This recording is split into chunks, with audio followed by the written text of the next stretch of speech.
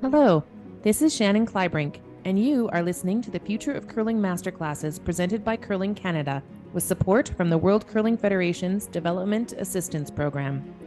In this episode, we explore the business of curling, past, present, and future, the surprising truth of what business curling clubs are in, and 10 trends that will inspire curling organizers to reimagine the way they deliver curling in the future. This masterclass is presented by Bobby Ray. Bobby is a curler and curling fan who has been serving the curling community since his first job at the age of 15. Bobby has since played most every role in the curling ecosystem and brings over 16 years of club and association leadership to overseeing club development at Curling Canada. My name is Bobby Ray. I'm the manager of Curling Club Development at Curling Canada. The popularity of curling is not in decline. The popularity of the way we deliver curling is in decline. I hear it all the time, speaking to clubs who are struggling to get new members, are losing members, or perhaps are even closing their clubs, that the sport of curling is in decline, but it's not. We actually have quite a bit of research and anecdotal evidence to suggest that it's much the same story as Blockbuster. People will be familiar with. Blockbuster opened their first store in 1985, and over the course of 20 years, expanded to 9,000 stores before going bankrupt in 2010. The Blockbuster Video didn't go out of business due to the popularity of movies being in decline. In fact, more people watch movies and consume media in that style today more than ever before. A Blockbuster Video went out of business due to not providing movies to their consumers in the way that they wanted to receive it. This research that I talk about, Curling Canada and Abacus data did in 2022, suggested that 40% of Canadians are interested in curling, which is a way larger percentage of people than our typical penetration rate, which is about 2% of the average community. 52% of Canadians we also know that are interested in sport are interested in sport due to it being a combination of the sport itself and an opportunity to be social. So this positions curling in a position of great advantage around these statistics. The research also let us know about some barriers that we face in curling. We know that 77% of people say that they would need to find a team, which makes it difficult to access the sport as an individual. 77% of people also suggested that competing budget space was a barrier. And I think when we hear that, we automatically think that we need to make curling more inexpensive. I would suggest that when we hear that competing budget space is a barrier, that we actually compete. That other places and other venues and other sports and other forms of entertainment where people are spending their money, we need to do a better job to make sure that they're choosing us over the alternative. 46% of people do not feel welcome in a curling club due to their level of experience. They see others who have played the sport for many years, and they don't feel like they fit in at their beginner level. We also hear that not all people see themselves in the sport. They don't see themselves in the sport as in, it's not for people like me. And these are not barriers without solutions, but before we get to solutions, I want to speak a little bit about where curling clubs are at today and what business we are in today and where we might go with that. So of course, we're in the curling business. We do ice rentals, we run leagues, and we run events. We run them for a diversity of audiences, from youth to adults and seniors. We do it for individuals that are seeking a social experience. Perhaps they're not even keeping score. We do it for those who are looking for a recreational curling experience and those that want a competitive experience. And of course, we're always thinking about the next generation who will take over the sports. We're in the business of running youth programs and youth leagues and things of this nature. But there's more to the business of curling than there is in other sport. Other sports don't have to manage facilities to the same degree that we do. We are constantly thinking about our capital asset management plan. We're maintaining roofs and rocks and floors and parking lots, furniture, carpets. We're cleaning these things. Many other sports aren't in this business. Many other sports, they rent a field of play at an hourly rate. They manage their volunteers. They focus on growing the game, and that's it. Imagine if we had time to manage our volunteers, focus on growing participation. Because we have expensive buildings, we pay a lot of money for insurance, for hydro, for capital replacement, and we're only a winter sport, we get in the business of diversifying our sources of revenue. In the spring and in the fall and in the summer, we rent our hall, we do weddings, we do special occasions, we have fundraisers, we rent our lounge, we rent our rink, we rent a lot of things. We also welcome other sports in to our venues to operate in the off seasons. We're in the food and beverage business, some clubs in larger ways than others, but again, it's not a business that other sports necessarily have to think about. We're worrying about bar service, we're worried about staff, we need to do purchasing, we need to be compliant. And that adds an element to the business of curling. Not only are we in the sport of curling and managing our facilities and managing our staff and doing food and beverage, but we're in the club and we're in the membership business. And we're not just a curling club. We're a social club.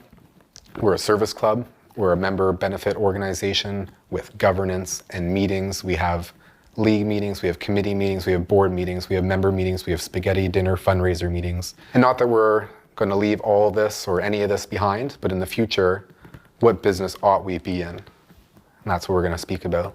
Certainly in the future, we're going to be more of an official business than we are today.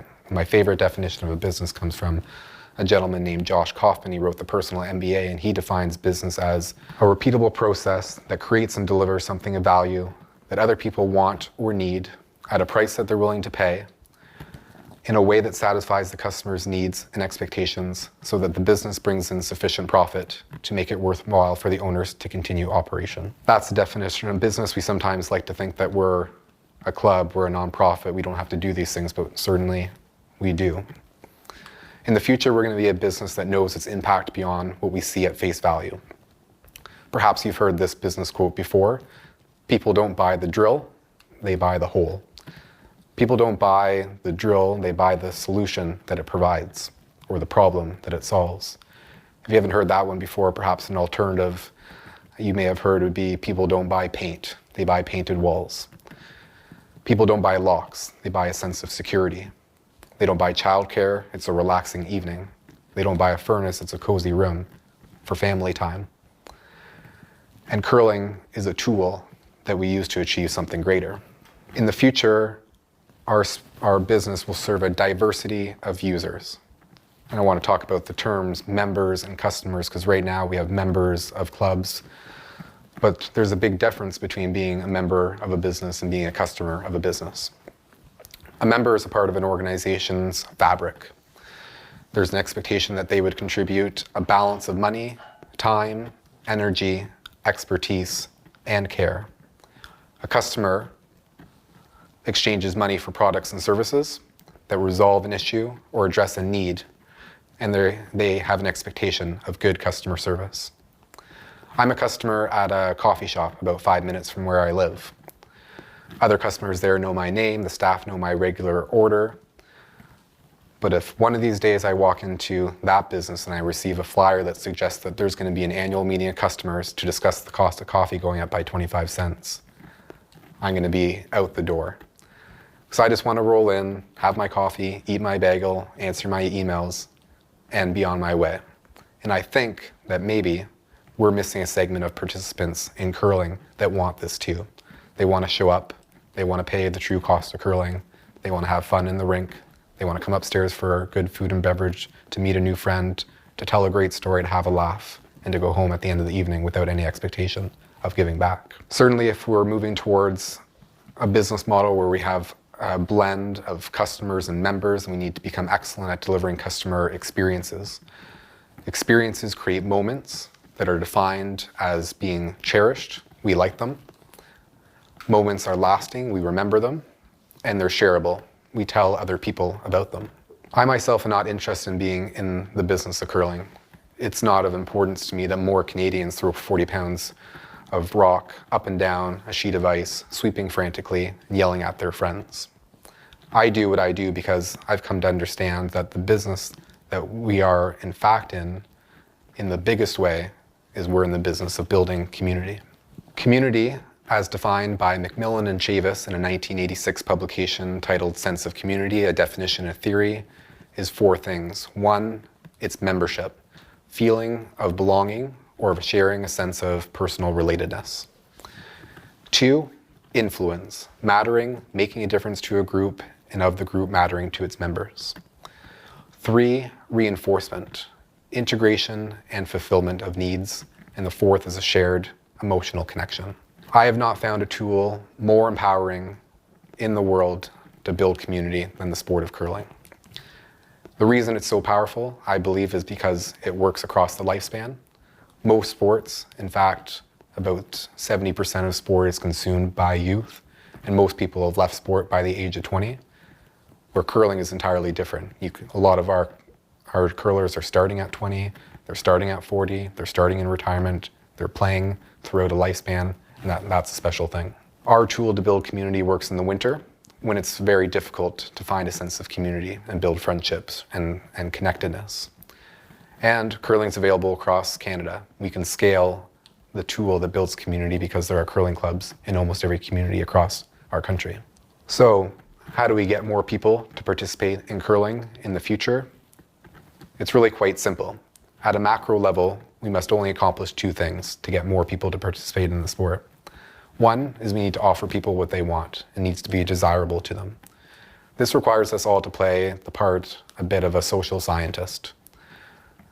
For example, the next time you catch yourself saying, kids these days, stop, write down whatever is bothering you about kids these days, and then do that to attract kids these days. Number 2 is just to make the offer that we're extending easy to take action on. It means being accessible. When we hear that word, we think immediately being physically accessible.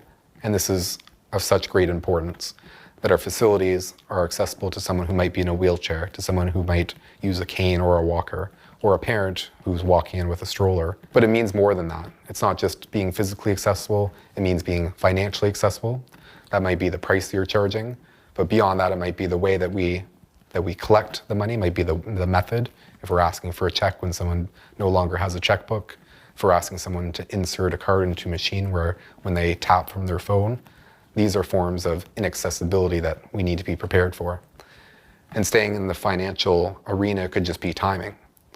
It's not that curling needs to be less expensive. It's really difficult to accomplish that when the price of operating is going up. But we could look at timing.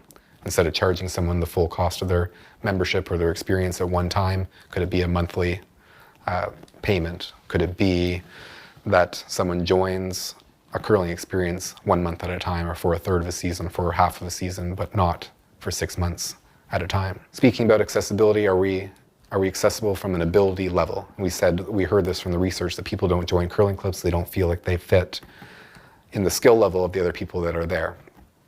This means we need to offer instruction. They do it in other sports, in skiing, and swimming, and tennis, and golf.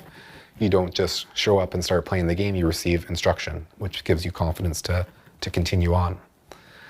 And then do we offer programs and leagues that are skill appropriate? So you're not playing amongst the people that are your reigning club champions or have been a member for 50 years, but there's a beginners league, or there's an instructional program, or there's a novice event, and so on. And finally, accessibility means being available at times where the people we want to engage with the sport. It could be the date, it could be the time of the day, it might be the duration, it might be the frequency. Okay? Where typically we curl once a week for 6 months. There's no reason we can't challenge that and think that we might curl on a bi-weekly basis, on a once monthly basis, that we don't even have to commit up front to showing up and spontaneously participating in the sport. We need to be flexible. Curling typically starts in the fall, but people that don't know about curling yet, and they just heard about it from their friend at work, from their neighbor who's participating, they just saw it on TV, they just saw an ad and they missed the open house in October, they need to be able to come into our facilities and participate in the sport after Christmas on a quarterly basis or whatnot. And commitment level is a big thing nowadays. With so much competing for people's attention, we need a variety of different commitment levels for people to consider. At the intersection of desirability and accessibility, you will find prospective new curlers of the future. We're going to speak about 10 trends that keep coming up in different conversations and research when we go to conferences and hear from people who operate curling at the community level, and we'll be sharing those with you today. The first one is the curling club of the future will be more inclusive. This is a topic that I'm learning a lot about myself over the past year. And when the topic comes up, what happens is a lot of clubs put up a block and they say, we are inclusive. Our door is open. Anybody can come in here. We'll greet them with a handshake. We will teach them how to play the game. They'll be greeted with a smile. And there's no doubt about it. But what I'm learning is we confuse the words inclusive and friendly.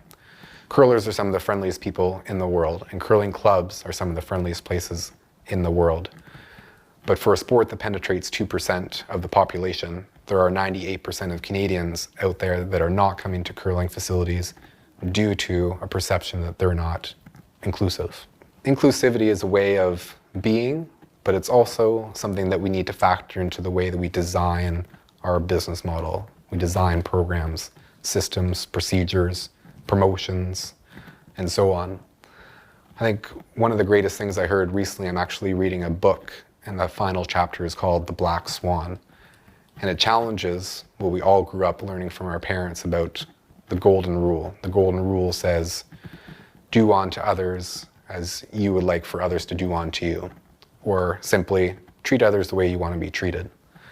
The Black Swan rule challenges the golden rule and says, treat others the way that they would like to be treated.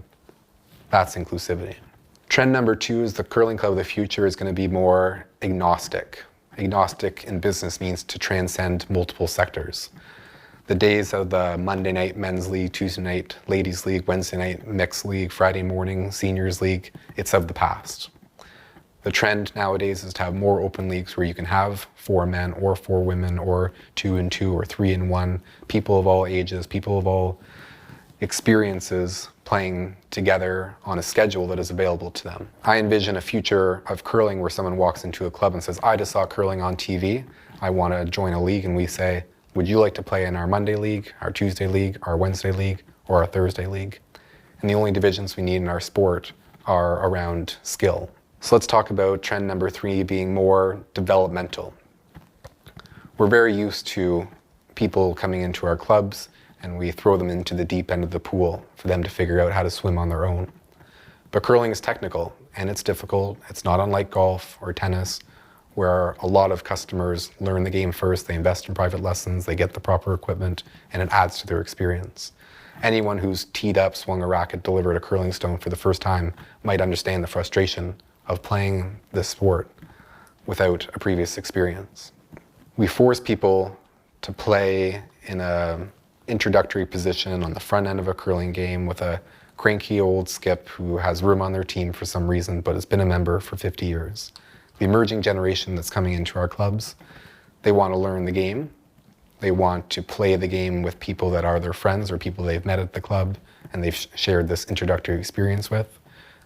They're entirely committed to learning to play the game properly, and they're okay with entering at the bottom of the ladder, the bottom of the league, and seeing gradual progression over time. The next trend we'll talk about is the curling club of the future will be more digestible.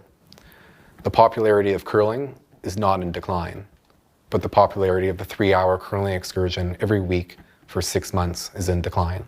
Why isn't it that we can't play 6 ends, that we can't play for 60 minutes, that we can't play for 6 weeks and stop, or that we're not playing once a month for 6 months? And why do we have to commit to this recurring schedule instead of deciding on a whim that we might spontaneously go curling this Friday night? Curling in the future will be more flexible. Everyone can recall the classic open house and registration fair that takes place in the middle of October. You show up to a hall full of tables, you walk over to the men's league captain, the women's league captain. There's a registration for a free curling clinic for beginners on the first Sunday of the season. And if you blinked, you would miss it and you'd be shit out of luck. We need more intakes for people that just discovered curling for the first time, that their friends just told them how great it was, that it was just on television, that the Olympics just happened, and it's inspired them to want to try, but they weren't prepared to join in October. We need more intakes for people to join months in when curling is on their radar. Do you want to go curling? You can't. You can't just spontaneously go curling like you would go bowling, go play darts, go golfing, go for dinner, go for a walk, go for a hike. You can't. And it's a barrier to entry for people that want to experience curling in the future. You have to plan an outing to a curling club a week in advance, if not a month. You need to be a member, you need to be in a league, you need to understand the rules, you need to sign the piece of paper. We need to make it more easy for people to go curling spontaneously, casually. In my work, I read a lot of master recreation plans, and they will suggest where municipalities are investing their recreation dollars in the future, and the trend that we're seeing is an investment in flexible forms of recreation. So you take something like a frisbee golf, where it's very little overhead to taxpayers. People can play at any time of day. They can play for 15 minutes, they can play for 3 hours, they could play by themselves, they could play with 5 friends. They could play it well, they could play it competitively, or they could play it poorly. There's a ton of flexibility in how it's consumed. We need to figure out how to make curling fit into that regime as well. I believe that one of the biggest opportunities facing curling today is the position we find ourselves in post-pandemic with flex work. More people are working from home, more people have more autonomy over their schedule, which makes the availability of profitable ice time in our curling clubs the biggest opportunity we've had in decades. A lot of people, when they're growing their careers, they have young children, they're invested in their family, they leave the sport for a lot of good reason.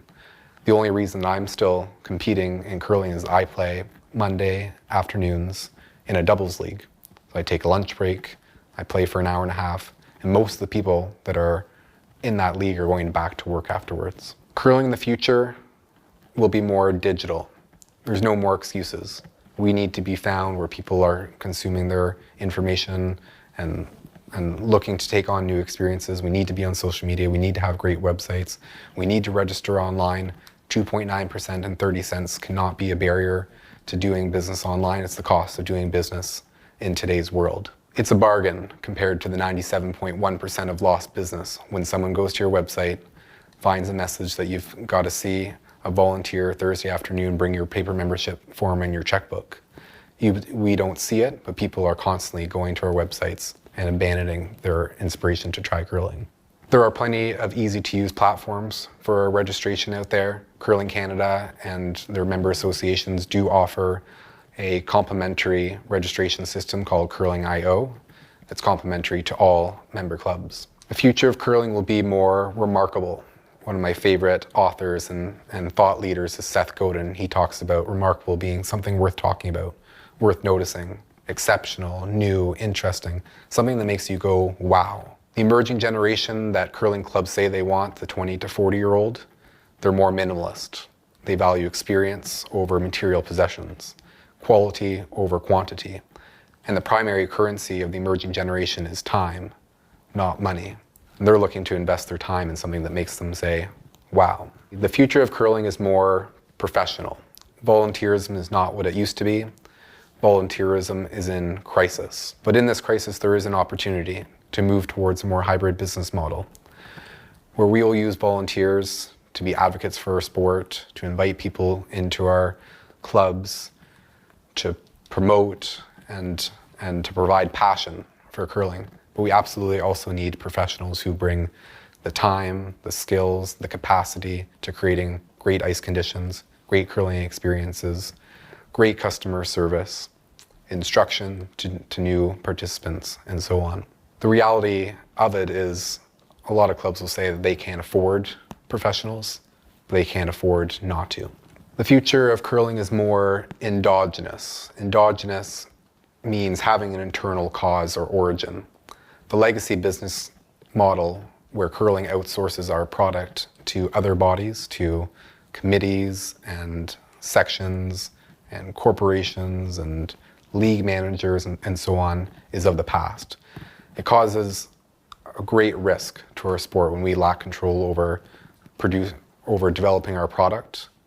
We spend time with our curling operators and governors, instructing them on what the future of curling looks like and how they operate a business.